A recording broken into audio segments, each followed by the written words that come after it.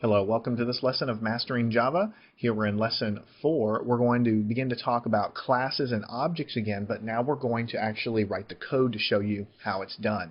And I want you to think back to the last lesson that we just learned when I tried to tell you that a class definition in Java is just a template for making something. The thing that you make is what we call an object. So think back to that example and keep it in your mind as we go through this lesson and as we go through the future lessons. The example we used in the slides was a class called vehicle, and it defined things like the color of the vehicle and the top speed of the vehicle and the number of passengers in the vehicle and things like that. And then from that template or that class, we can define an object that's a specific instance, a creation of something in memory that is going to use that template. So we could create an object for a Corvette and populate those variables with specific information. We can create an object for a pickup truck. We can create an object for a minivan. We can create an object for, an 18-wheeler. Whatever. Those are all of class vehicle or of type vehicle. So we're not going to create a vehicle class here. We're going to change it up a little bit and create, just for the purpose of illustrating something, we're going to create an aircraft class, which is, again, something that's a general category. You know, all aircraft have wings. They have some way to propel themselves through the sky. Aircraft have certain speed. They have certain fuel capacity and things like that. So we're going to create a class called aircraft. And then we're going to use that class to define some objects of specific types of aircraft that exist. So in order to create a class, notice that this is the blank template when we create any new program in Java here in the Eclipse editor. Where it says public class lesson 4 up here, this is the name of my program, lesson4.java. Inside of it is the main method, and you all know that execution comes into the main method, and that's how we've been doing all of our programs so far. But when you create another class, you're defining something outside of everything that we've done here. So you need to go down to the bottom curly brace. Notice that this opening curly goes with this one. So you need to go outside of that to define your class because it's existing outside of this, and then we will go from there. So what you do to create a class is you use the class keyword. Notice that when I type the word class, it turns purple. And then I have to create a name. And so in the slides, we were dealing with vehicle. That was the name of our class. Here, we're going to create an aircraft class. So I'm going to name it aircraft. In fact, I'll just make it a lowercase a, aircraft. And I'll put a space and I'll put an opening curly brace, and when I hit enter, Eclipse automatically puts the closing curly brace for me. So notice that nothing is underlined, there are no problems here. Java knows that I'm creating a new class called aircraft, have an opening curly and an associated closing curly there. Now inside of that class is my opportunity to define any variables, any member variables for this class, and later on in subsequent lessons down the road we'll also put methods inside of this class that can operate on the data. But for now we're just going to be putting characteristics of an aircraft. There's lots of characteristics of an aircraft. For this we're going to talk about how many people can this aircraft hold. That's always going to be an integer number of people, so I'll call it integer passengers with a semicolon there. Notice I'm not putting any number, I'm not assigning a number to it because that's not the purpose of this. This is a template. We're not going to assign any numbers until we define an object that's a specific type of aircraft. What else could we have inside of an aircraft class? We could have cruise speed, like this. So this aircraft might go 150 miles an hour, might go 300 miles an hour, but we know that every single aircraft is going to have a cruise speed with it. And yes, you could define your cruise speed as a double if you wanted to define it as, the cruise speed in terms of 350.5, but most times when you look up an aircraft speed in a book, it's going to be a whole number, so let's just keep it as an integer. Now, also, every aircraft has a fuel capacity, has a fuel tank, and we want to describe that as a double because usually when you look that up, it'll be a decimal value. So an aircraft might have 50.5 gallons or 50.75 gallons of fuel capacity that it can store on board. So we associate that with a double.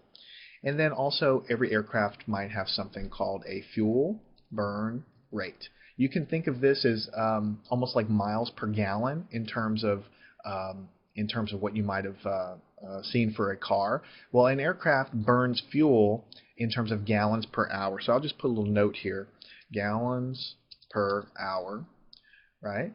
And then this over here will be gallons. That's the fuel capacity that the tank can hold.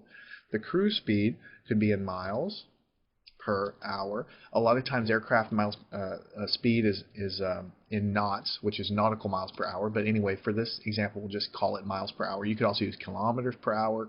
You can use any measurement you want, but it's still going to be a speed. And this is just going to be a number of people because that's how many people the aircraft can hold. So we have created a class. We're naming it aircraft. We've defined the class to exist between these curly braces, and everything we're keeping track of in our aircraft class is how many passengers it can hold, how fast is its cruising speed, how many gallons of fuel can it hold, and how fast does it burn that fuel, how many gallons per hour. So an aircraft might suck down 5 gallons per hour when you're flying, or 10 gallons per hour, or something like that. So, of course, aircraft have lots of different characteristics. You could put in this class, length of the aircraft, wingspan of the aircraft, how many bags can it hold. I mean, there's many, many things you can put inside of an aircraft class. But for the purpose of this example, we're going to just leave it alone. So let's go ahead and save it. There are no errors. There's nothing underlined anywhere inside of here.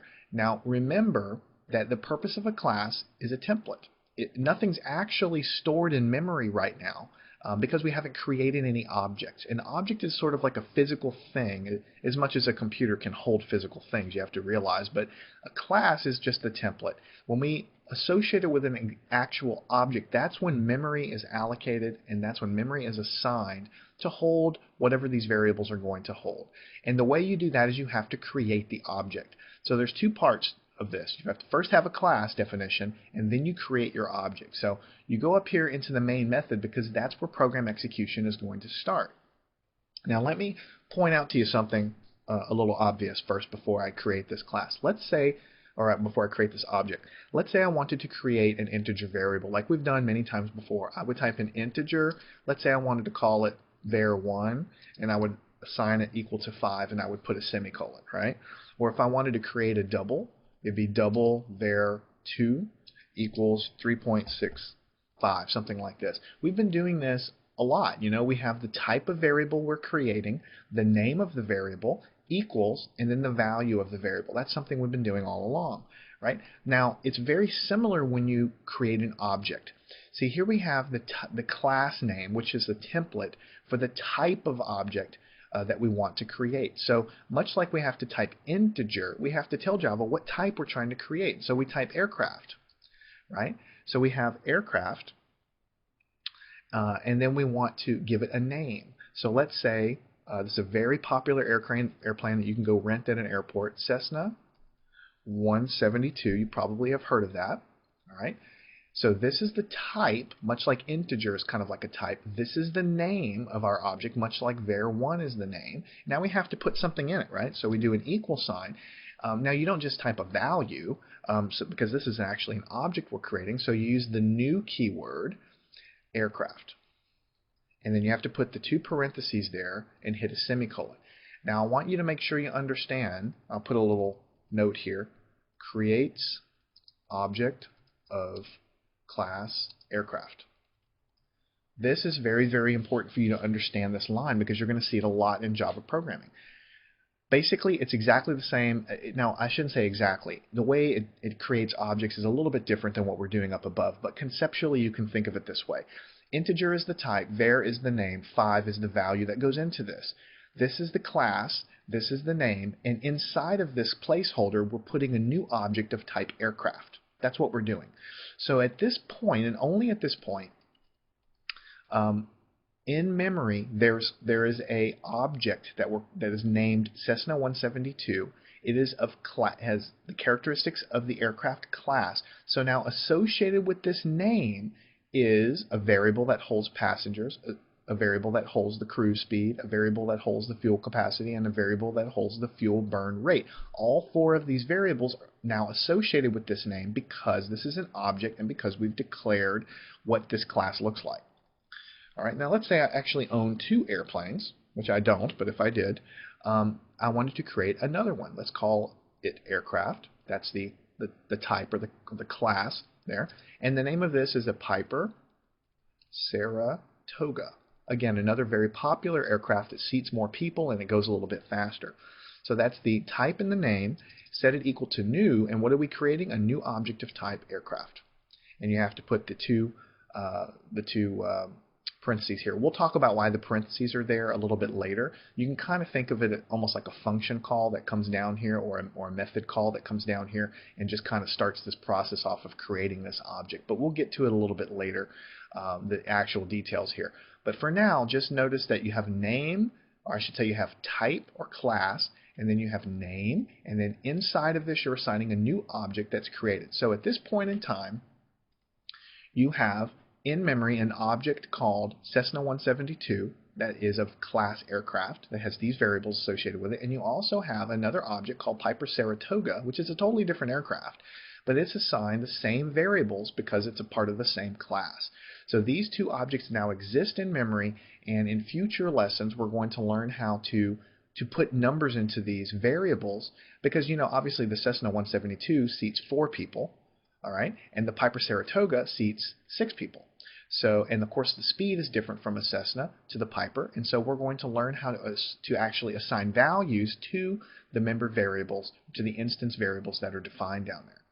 Now I want to say one more thing before I move on. So firstly, go ahead and run this just to show you that when you hit run, the program is run. Notice how it changed down here. There's no output because we didn't put any print statements, but there are no errors. I just wanted to kind of show you that everything's cool and that the program is well constructed. Let me go ahead and comment this out though, this class definition. I want to just drill it home. I told you that this object creation is sort of kind of like what we have up here, right? And it kind of is when you think about it, because I can do int JSON, and then in the next line I can do JSON is equal to 5, right? And I can of course choose to put all this in one spot and put it all in one line, integer name equals whatever, but I can also split it up into 2 lines like this. In much the same way, you could do the same thing with this object definition. You could say aircraft Piper Saratoga, right? That is just assigning the name to the class, right? Just like we just said a minute ago. And then in the next line, you could say Piper Saratoga, and you got to put something inside of it, new aircraft, like this. This is really accomplishing the same thing as what I've commented out right here. If I hit save and I hit run, I don't have any errors. Everything's created just fine. So if you really want to put it like this, you can. You're very rarely going to see that in Java. Most of the time, you're going to see it like this. It becomes second nature to have the class name and then the name of the object that you want is equal to a new instance of that class. So you're allocating this in memory, you're putting it to this name. Now both of these guys exist in memory. So make sure you go off and do the exercise for this lesson. Because I'm constructing the exercises to give you practice. You can look at this and understand it and really feel like you got it, but you don't really understand anything until you go off and do it yourself. So go off to the exercise and you'll see I have a different kind of class that I want you to create with different variables, and then you can instance your own objects there in the exercise. And then after that, follow me on to the next lesson where we'll finally learn how to access these variables that are part of the class and are part of these objects here in Java.